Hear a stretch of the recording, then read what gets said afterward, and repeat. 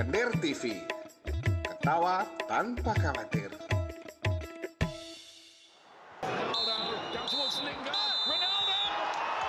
Selamat datang di podcast kesukaan kita semua, apalagi kalau bukan podcast bal muntah di mana ada bola liar di situ kita menghindar.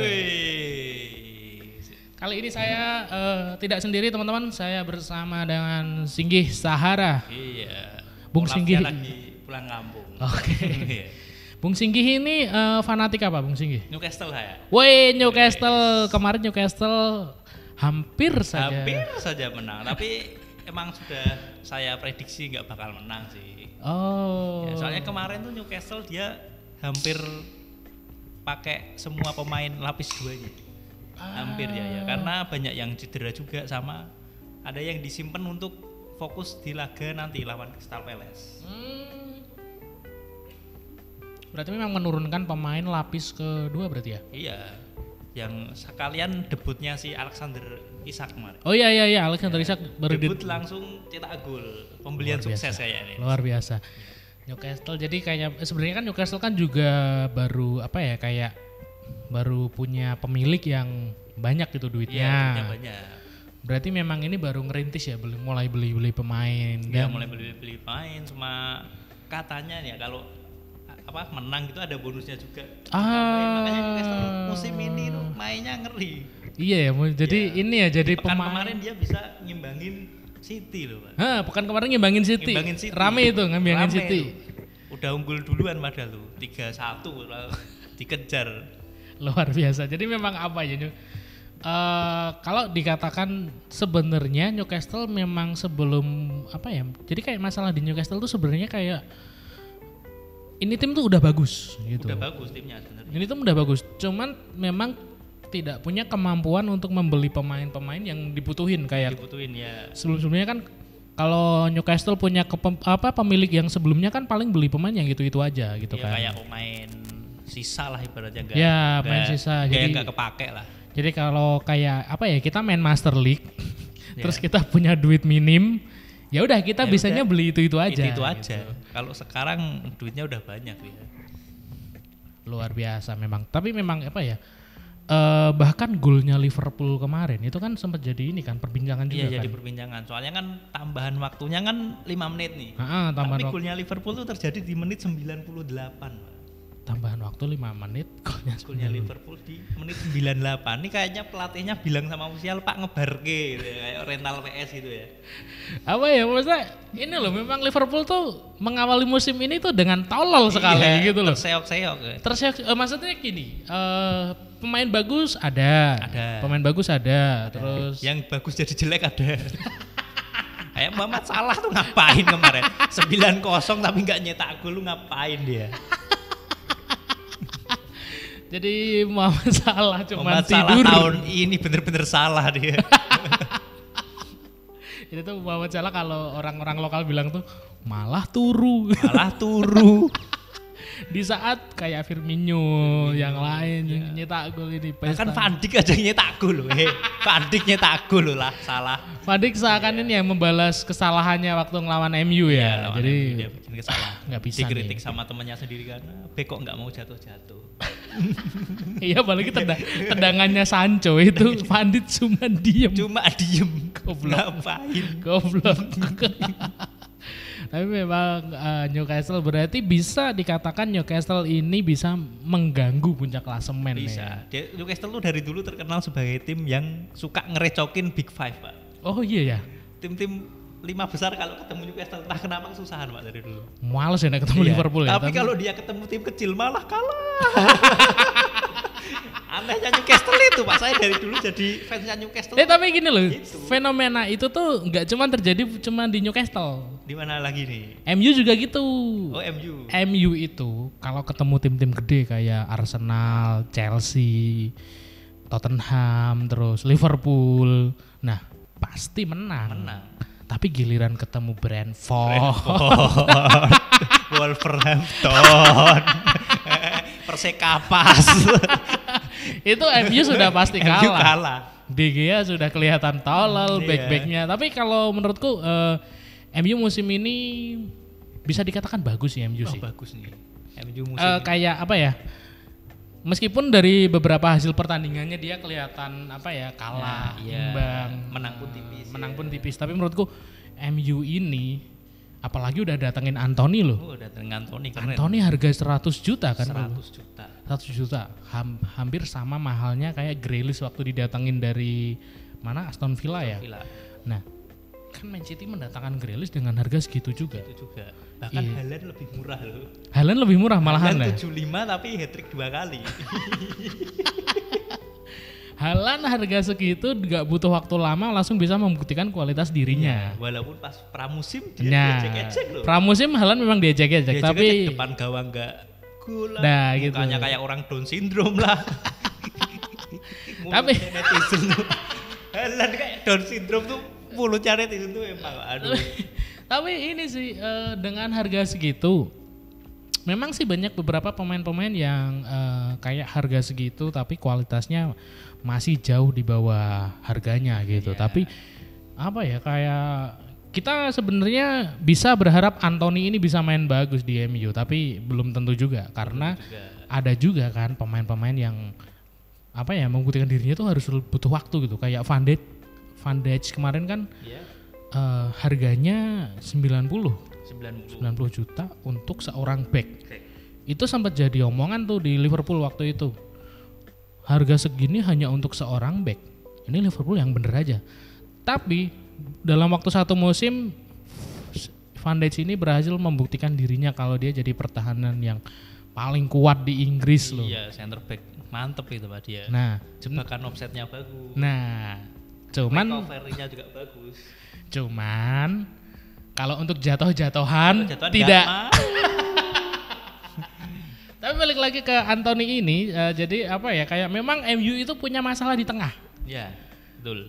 Eriksen didatengin dengan harapan mungkin bisa karena Eriksen kan dia mainnya mobile kan, jadi dia itu bisa jadi support buat penyerang. Buat penyerang. Kalau keadaan bertahan dia juga bisa ini. Bisa backup. Nah, bisa backup. Nah, tapi untuk beberapa laga terakhir Eriksen belum mampu membuktikan dirinya kalau dia bagus nih Eriksen. Akhirnya ini sih si Ten Hag ngambilin pemain Ajax, kayaknya nanti ini deh. Pemain-pemain Nanti Ajax main Ajax ke situ semua nanti. Iya. Nanti mainnya MU ke Ajax. Tukeran. Mending sekalian Ajax masuk Premier League aja. Karena Ten Hag kan juga ini kan kayak ya udah daripada nyari yang susah-susah. Gue pernah main nama dia, gue pernah main nama dia, ya udah gue ajak aja, kalau mau kan juga nggak apa-apa. Gak apa-apa. Nah, berarti bisa diasumsikan soalnya ini sih MU kan juga udah datengin Casemiro, Ya. terus datengin Anthony gitu. Berharap lini tengah MU ini mungkin bisa seperti Madrid untuk beberapa tahun belakangan kan. Ya. Casemiro, terus ada di paling belakang ada Varane. Ya mungkin opsi untuk mengambil Casemiro karena dia punya pengalaman main sama Varane sama Ronaldo juga. Jadi ketika Ronaldo ini bikin pergerakan di depan, jadi ketika serangan balik atau ini kayaknya Varane sama Casemiro ini lebih paham Ronaldo ini pergerakannya nanti di mana. Udah ada chemistry-nya lah. Udah ada chemistry. Mungkin bisa diasumsikan mungkin seperti itu. Jadi rencananya MU itu seperti itu. Jadi supaya Ronaldo ini punya support juga. Karena kan akhir-akhir ini Ronaldo cuman dia bertahan sendiri kan, main sendiri. Main di depan, plonga-plongo gitu kan. Tapi ini sih Ten Hag mulai mainin Ronaldo ini di menit-menit akhir aja. Jadi kayak Ten Hag tuh sekarang tegas banget, Pak. Iya Bodo sih. amat mau dibilang, wah masa Ronaldo gak main, bodo amat. Nyatanya Iya. pas lawan Liverpool itu kan Iya, Ronaldo sama si Maguire gak dimainin. Nah, Ronaldo main tapi di terakhir. ya? Di terakhir Ronaldo Maguire main. ya. Tapi memang untuk pemain-pemain seusia Ronaldo sebenarnya memang idealnya tuh mainnya jangan full time deh. Jangan, iya mending Kondisi pertama-tama pastikan meskipun apa ya Ronaldo kelihatan bugar, kelihatan sehat, kelihatan Usia masih nggak bisa kuat. bohong lah. Tapi sebenarnya ini malah bisa jadi ini karena kalau Ronaldo ini sekalinya cedera bahaya, sembuhnya lama. punya lama ya. Nah, Jumpo. Ya kan udah berumur Iya, kan, udah pemain-pemain udah berumur kan. Jadi bahaya kalau misal ini. Dan apa ya? MU menurutku memang awal-awal kemarin memang nggak meyakinkan, tapi bisa aja nanti di laga-laga mulai pertengahan sampai akhir MU ini bisa aja jadi Bisa. ini loh. Kalau menurut saya musim ini MU bisa masuk zona champion lah, bisa lah. Nah, terus Kalau yang lama tahun ini sepertinya Chelsea. Chelsea itu di dua ini loh. Apa ya, di beberapa pertandingan terakhir ya Allah kalah terus loh Chelsea loh. Terus Kemarin sama apa juga kalah. Terus sama Leeds tuh kalah. Chelsea sama Leeds kalah. Terus terakhir sama apa kemarin? Southampton ya. Kalah juga loh. juga. Kok bisa ya Chelsea Kok bisa? kalah? Padahal unggul lebih dulu loh. Unggul lebih dulu. Dibalik langsung. Ya kayak ini ya, Chelsea tuh memang masalahnya masih di lini depan ya. Iya, nggak ada apa killing insting lah, nggak kayak kita lihat City lah. City kalau ada peluang dikit bisa masuk. Apalagi Haaland semakin gila sekarang kan. Haaland tuh nggak masuk akal itu. Gak masuk akal loh Haaland loh. Tapi Chelsea tuh sering membuang peluang, jeleknya itu. Ya apa ya, dengan kehadiran Sterling menurutku Sterling tuh apa ya, kayak dia malah jadi kayak pengganti ini. Kalau nonton Sterling di Chelsea sekarang itu tuh kayak nonton Hazard kemarin di Chelsea. Mainnya kayak gitu. Tapi tetap bukan berarti Chelsea tidak butuh striker. Chelsea tuh masih butuh striker. Masih butuh. Apalagi kemarin udah sempet kan ngontak Aubameyang, udah sempet mau ini, tapi malah Aubameyang rumahnya kerampokan. Saya juga tidak tahu kenapa Aubameyang Gitu. Kok ngerampoknya timingnya pas mau ditransfer itu. Iya ya. Terus Iya, Chelsea mungkin itu yang iya ngerampok. kan, jadi kayak apa namanya? Enggak dong, enggak. Iya, haters Chelsea. Bisa jadi haters Bisa jadi Chelsea hatersnya supaya Chelsea. transfernya tidak berhasil. Tidak berhasil. Atau bisa aja fanatik Barcelona loh. Iya, fanatik banget. Ojo lungo. Iya, karena kan apa ya? Ini adalah momen dimana kita bisa melihat Aubameyang main bareng sama Lewandowski. Iya, main bareng sama Lewandowski. Nah, tapi kok Aubameyang malah dijual. Lah, kan jadi kan ini. Dan ini ya, di berita ini ya, Pierre-Emerick Aubameyang mendapat cedera Pierre-Emerick Aubameyang mendapat cedera pada rahangnya setelah perampok bersenjata memukul dagunya dengan batang besi pada Senin pagi. Dia diperkirakan akan absen selama 4-5 minggu, yang merupakan pertimbangan bagi Chelsea untuk merekrutnya. Sebenarnya kalau cuma 5 minggu nggak masalah sih Pak, kalau tetap mau ditransfer. Karena kan musim masih panjang Musim ya. masih panjang. Lagian itu yang terluka kan rahangnya Pak. Iya ya. Main bola kan pakai tangan. Enggak dong, pakai kaki dong. Pakai kaki. Pakai kaki Ya, dong, pakai pakai kaki dong. Masa Ya, itu kiper. enggak dong. Ya. Tapi ya ini ya kasihan ya kalau Aubameyang ini apa namanya? Kalau sampai Chelsea ini gagal mendapatkan Aubameyang, padahal menurutku ya Aubameyang meskipun udah tua, dia itu bahkan pertama kali kedatangannya di Barcelona dia membawa Barca ini jauh lebih baik daripada sebelumnya. Daripada musim sebelumnya. Jadi Barcelona kan kemarin sempat kehilangan Messi, sempat kehilangan beberapa pemain juga, tapi dengan kehadiran Aubameyang ini menurutku jadi lebih baik daripada kita mengharapkan Barcelona ini dengan striker siapa itu yang dari Denmark? Braithwaite. Saya bukan fans Barcelona Pak, tidak tahu saya. Iya kan, lebih baik mengharapkan Aubameyang gitu loh daripada Braithwaite gitu loh. Dan apa ya, kayak jadi striker kalau Aubameyang datang ke Inggris, ini persaingan striker di Inggris makin rame dong. Makin rame, apalagi kan ada Haaland kemarin. Nah, dengan hadirnya Haaland dengan harga segitu dia mampu bersaing dengan top skor yang ada di Inggris itu. Ini sangat berbeda jauh dengan Kylian Mbappe yang di Perancis hanya bersaing dengan dirinya sendiri. Iya, nggak ada musuhnya. Ngapain? Mending sekalian main Tarkam aja tuh Mbappe. Atau kalau enggak mungkin Mbappe ke Italia mungkin ya. Iya, ke Italia tuh. Tapi ke Italia tuh nggak bakal mau menurutku Pak. Nggak mau ya? Nggak mau, dia tuh Mbappe kan orang Perancis kan Pak. Bayarannya gede, kerja deket rumah, kurang apa? Mbappe itu nggak mau ngerantau mentalnya itu, tahu nggak? Iya ya, seperti orang lokal sekali ya, tidak mau merantau ya.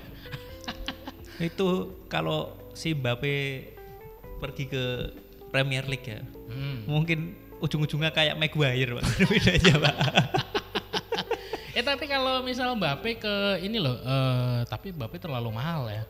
Kalau untuk misal ke Milan, ke ini, karena menurutku gini, Milan tuh sebenarnya juga udah mulai butuh striker ini loh, Milan loh. Iya. Karena kan musim lalu Milan kenapa performanya bisa bagus? Karena tim-tim yang lain mulai loyo. Mulai loyo. Musim kemarin kan loyo-loyo tuh. Iya. Juve loyo. Juve loyo, Roma gak loyo. Roma, Inter apalagi gak jelas Gak musim jelas kemarin musim permainannya. Tim-tim yang lain Sassuolo, terus Torino, juga kurang ini juga. Iya. Jadi Milan itu musim kemarin kenapa bisa juara itu memang memanfaatkan momentum. Jadi Iya. Milan itu bagus banget manfaatin momentum. Kayak dia cuman menang 1-0, dia cuman menang tipis 2-1, 3-2. Itu tuh nggak apa-apa Milan, yang penting tetap menang. Yang penting menang. Karena sekali menang kan poinnya 3 tuh. 3. Nah, jadi lumayan kalau dia konsisten menang tipis-tipis tapi menang. Itu kalau diakumulasikan sampai akhir musim ya udah. Selama menang semua ya akumulasi poin pasti juara. Apalagi Juve kemarin kan sempat ini juga. Sekarang susah kalau mau ini. Apalagi beberapa pertandingan terakhir tuh Milan cuman draw terus loh. Draw. Sedangkan kompetitornya kayak Inter, Roma. Inter menang terus. Menang terus. Dan apalagi menangnya pun meyakinkan. Kedatangan Lukaku ini Inter kayak jadi angin seger nih. Iya. Joaquin Korea juga makin bagus di Inter.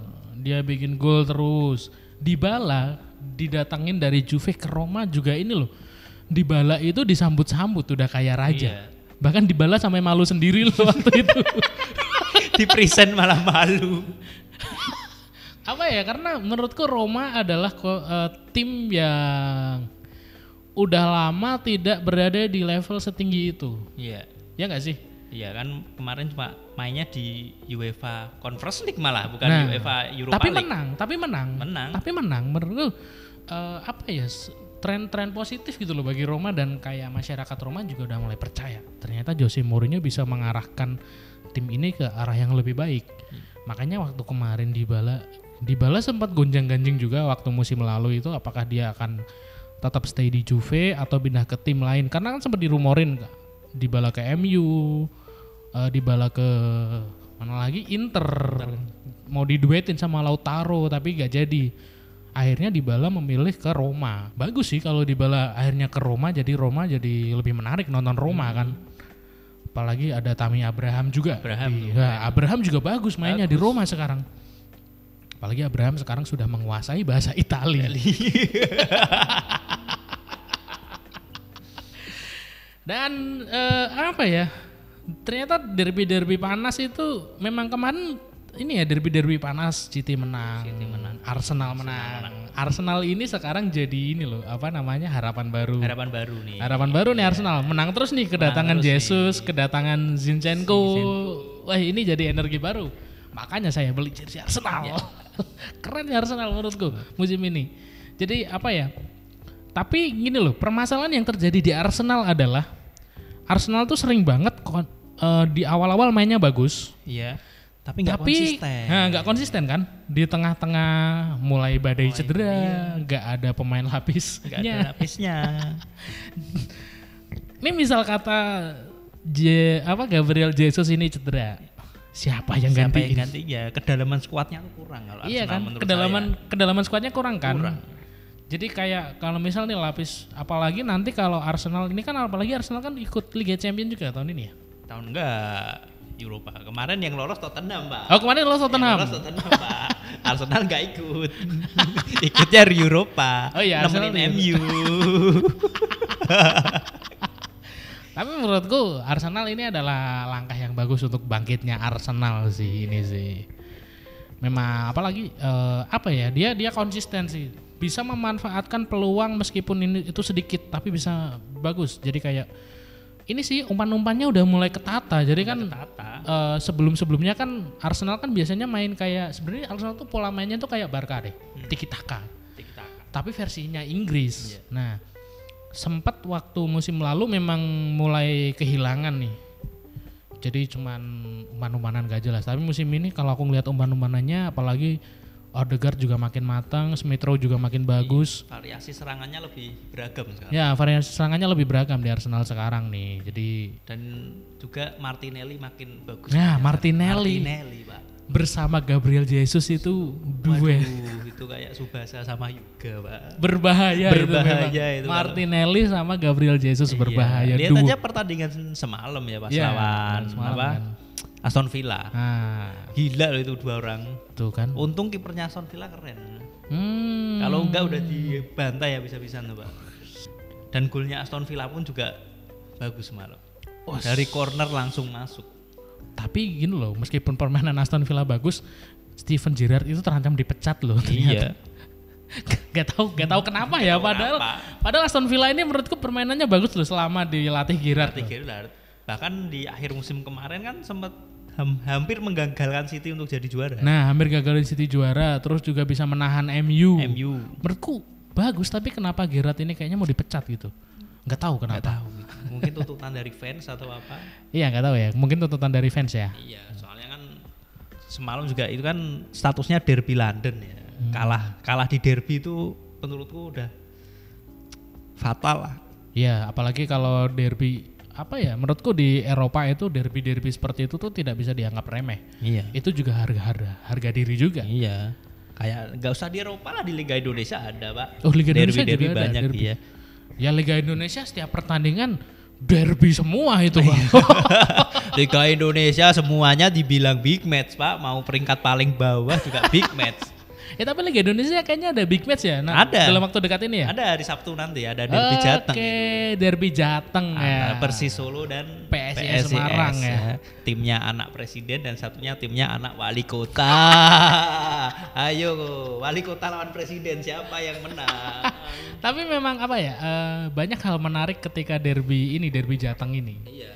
Dari pemain bahkan rivalitas tuh nggak cuma di pemain, sampai ke supporter-supporternya. Iya, supporter juga kan juga rame tuh. Jadi rame tuh. sering banget ini kan kayak terjadi apa namanya? Ya gesekan-gesekan. Mereka kayak di Piala Presiden kemarin kan juga ketemu kan nih ya, derby Jateng ini. Bilangnya cuman guyonan. Iya. Guyonan kok ngeremuk pager gitu. Iya, mereka tuh tandingnya di Solo tapi tawurannya di Boyolali, Bang. Tapi yang menarik dari derby ini kira-kira Bung Singgih nih yang kalau derby kali ini aku malah agak jagoin Solo entah kenapa. Walaupun saya orang Semarang ya. Ya. Tapi Semarang kalau dilihat dari sama komposisi pemain kalah Pak sekarang. Apalagi dilihat dari beberapa pertandingan terakhir yang dilalui PSIS Semarang ini, PSIS gagal menang terus loh. PSIS tuh makin kesini menurun. Iya kan, kalau menurun Solo kan? Justru naik sekarang. Bahkan kemarin Solo bisa ngalahin Madura United. Ya PSIS lawan Dewa United aja kewalahan sampai kalah. Jadi entah kenapa Persis Solo ini semenjak ditinggal sama Jackson Tiago, permainannya malah makin bagus Pak. Oh iya tah, malah makin bagus ya Persis Solo ini semenjak ditinggal Jackson F Tiago. Berarti bisa diasumsikan strateginya Jackson F Tiago ini nggak cocok buat beberapa pemain ini ya di Persis Solo. Apalagi strikernya PSIS sekarang kan waktu kedatangan Fortes itu kan sempat jadi harapan baru ya. Iya. Tapi ketika Fortes cedera kok memang ini nggak ada penggantinya. Lini depannya tuh kurang Pak PSIS Pak. Dan juga PSIS juga punya kelemahan di lini belakang juga. Lini padahal udah datangin back kan yang itu. Ali Sesa itu kan. Cuma menurut saya itu kurang. Ali Sesa itu permainannya kurang greget. Kalau saya boleh milih nih Pak, mendingan Wallace Costa yang kemarin walaupun usianya udah tapi reading the game-nya tuh bagus. Bahkan PSIS waktu masih pakai jasanya si Wallace Costa itu jadi tim yang kebobolannya itu sedikit. Oke. Jadi sering clean sheet ya. Jadi malah ini ya, meskipun kipernya juga waktu itu kan angin-anginan kan waktu itu kan. Cuman si back ini Wallace Costa ini berhasil mempertahankan supaya serangannya tuh berhenti di garis pertahanan. Jangan sampai penyerangnya masuk ke daerah pertahanan, apalagi pertahanan penjagaan terakhir kan kiper kan jadi berbahaya banget kalau sampai di terakhir itu. Di musim sekarang ini PSIS kipernya pun juga belum matang, Mbak. Masih pakai Dan kemarin kan digadang-gadang mau beli kiper timnas. Ya, orang-orang mikirnya siapa nih? Ternyata kok Wahyu Trinugroho. Aduh, sama saja ya. Tapi mungkin bisa aja PSIS ini malah menemukan permainan terbaiknya besok melawan Persis Solo. Apalagi kan harga diri dong. Masa kalah melawan Persis? Iya. Tidak mungkin dong. Nah, tapi di lain sisi Persis Solo ini juga lagi kuat-kuatnya nih. Kuat-kuatnya dan dia full tim, Mbak. Full tim Persis Solo. Dengan tim terbaiknya sedangkan PSIS Fortes yang cederanya udah semakin lama dan supporter tuh udah nunggu-nunggu nih kabarnya dia gimana. Soalnya waktu Oke. PSIS lawan Persib atau apa waktu itu, Hah? dia tuh sempat masuk di bench cadangan. Oh. Ada listnya namanya dia. Iya. Supporter Iya. menduga udah sembuh nih anaknya. Ha. Mungkin bisa dicoba 20 menit lah. Ternyata nggak dipasang. Nggak Masuk dipasang. bench malah dapat kartu kuning tuh kan Iya. main. Dan Tapi- lama nggak ada kabar, tiba-tiba akun PSIS official posting. Ternyata posting pulang ke Portugal, Pak. Iya, PSIS semakin tidak punya striker. Ya, semakin tidak punya striker. Jadi Tapi semoga Marukawa ini, padahal Marukawa ini kayaknya ini loh mainnya tuh bagus, tapi dia kayak memang butuh striker aja. ya, Marukawa tuh bagus banget, Pak. Marukawa nggak bisa, Marukawa tuh kayak Sterling. Iya, dia dia tuh bisa manuver sana Manuver sini. sana sini cuma Bisa. dia tuh butuh target man. Nah, tapi kalau nggak ada target man-nya ya sama aja. Sama Marukawa aja. ini kerja sendirian. Kalau Kayak Son Heung-min kan di Tottenham ada tuh ada Harry Kane kan di Iya. depan. Jadi si Son ini buka opsi kanan, kiri, dia nerabas dari tengah, dia bawa lagi ke kiri. Nah, kalau nggak ada Harry Kane ya mungkin golnya juga susah. iya, Jadi memang apa ya? Memang sebagus apapun pemain kalau nggak ada yang support ya ya susah juga, Pak. susah juga. Tapi kalau menurut Bung Singgih prediksi Persis lawan PSIS ini kira-kira akan berapa? Akan berapa? Kalau saya sih nggak optimis PSIS menang ya, kayaknya sih 2-1 menang Solo ya. Walaupun saya orang Semarang ya, tapi melihat dari kondisinya sekarang nih ya, susah Pak PSIS untuk Kalau dari aku mungkin bisa PSIS bisa menang mungkin cuman 1-0 atau hasil terburuk bisa aja kalah tapi kalah tipis atau mungkin imbang ya. imbang, iya. Tapi tetap aku ini jagoin 1-0 menang PSIS. Ya kalau saya sih entah kenapa feeling saya 2-1 menang Solo, Pak. Soalnya Jadi main di kandang sendiri ya. dan juga melawan tim yang sedang apa? Ya kurang Oke, jadi oke lah. Jadi Anda 2-1 menang Persis Solo, Oke. aku 1-0 menang PSIS. Jadi kita lihat hasilnya akan Kita lihat hasilnya berapa. berapa. Kalau besok jadi yang kalah yang ini Kalah ya. ngapain nih? Yang kalah. Ya, kita yang beda kalah kubu nih. akan siaran Balmunta tidak pakai baju. Nah, kalian akan menonton panelis ngeligoh ya. Ligo. Jadi sampai jumpa di Balmunta berikutnya. Terus tontonin konten-konten yang ada di Kendir TV. Tapi jangan sampai melewatkan Balmunta karena di mana ada bola liar di situ kita menghindar. Saya Faisal Aditama pamit undur diri. Saya Singgih Sahara. Dadah. Kendir TV. Ketawa tanpa khawatir.